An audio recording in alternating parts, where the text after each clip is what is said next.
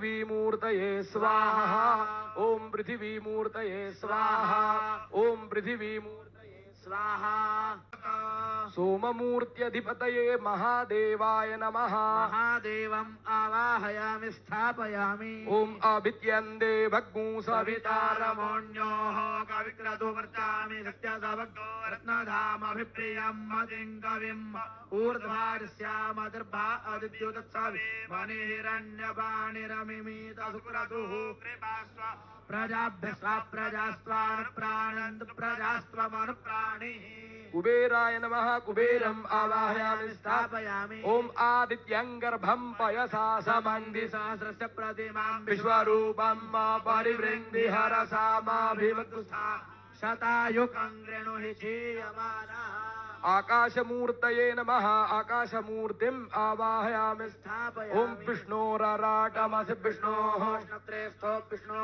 शूरसि विष्णोर्ध्रुवोऽसि वैष्णवमसि विष्णवे त्वाम् आकाशमूर्त्यधिपतये दामोदराय नमः दामोदरम् आवाहयामि स्थापयामि ओम मृगो न भीमः कुचरो गिरिष्ठाः परावत आजगन्त परस्याः श्रीगद्गोषाय पवित्रम् विशत्रून्तारिभ्यमृधोनुदस्व आकाशमूर्त्यधिपतये भीमाय नमः भीमम् आवाहयामि स्थापयामि ओम आभित्वाशूरनो नुमोदु इव धेनवः ईशानम् शिव जगतः स्वदृशमीशानमिन्द्रदस्तुखः ईशानाय नमः ईशानम् आवाहयामि स्थापयामि मनो ज्योतिर्जुगता माज्यस्य बृहद्वज्रजनमिमन्तनोत्वरिष्टाण्डो समिमन्दधातु विश्वे देवास इयम् जयन्तामोम् प्रतिष्ठ मूर्ति मूर्तिपति लोकपालाः सुप्रतिष्ठिताः वरदाः भवतो सर्वोपचारार्थे गंधाक्षतपुष्पाणि समर्पयामि नमस्करोमि। कल सुबह आप लोग जब कुंड पूजन करेंगे तो शांति कलश और मूर्ति मूर्तिपति लोकपाल का भी पूजन करके पंचोपचार पूजन उनको नैवेद्य इत्यादि देंगे। अभी सर्वोपचारार्थे गंधाक्षर पुष्पाणि ऐसा कर दिया गया है। ठीक,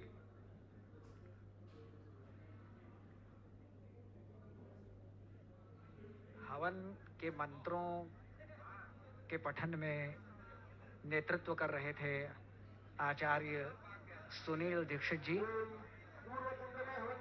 प्रत्येक दिशा में स्थापित विभिन्न कुंडों में हवन आरंभ हो रहा है।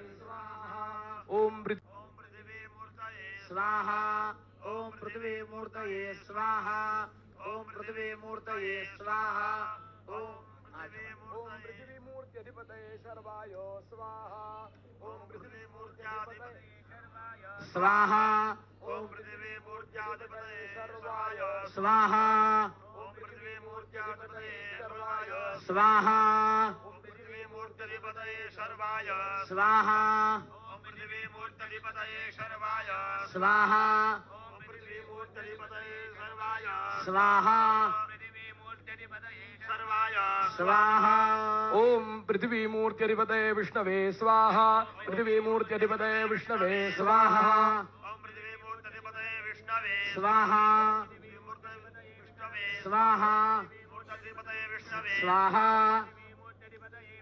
स्वाहा मूर्त्यधिपतये विष्णवे स्वाहा मूर्त्यधिपतये विष्णवे स्वाहा ओम इंद्राय स्वाहा ओम इंद्राय स्वाहा ओम इंद्राय स्वाहा ओम इंद्राय स्वाहा ओम इंद्राय स्वाहा स्वाहा स्वाहा ओम इंद्राय स्वाहा ओम अग्निमूर्तये स्वाहा ओम अग्निमूर्तये स्वाहा ओम अग्निमूर्तये स्वाहा अग्निकुंड में कुंड में ओम अग्निमूर्तये स्वाहा ओम अग्निमूर्तये स्वाहा अग्निमूर्तये स्वाहा ओम अग्निमूर्तये स्वाहा अग्निमूर्तये स्वाहा ओम अग्निमूर्त्यधिपतये पशुपतये स्वाहा अग्निमूर्त्यधिपतये पृथ्वीपतये स्वाहा ओम अग्निमूर्त्यधिपतये पशुपतये स्वाहा अग्निमूर्त्यधिपतये पशुपतये स्वाहा अग्निमूर्त्यधिपतये पशुपतये स्वाहा अग्निमूर्त्यधिपतये पशुपतये स्वाहा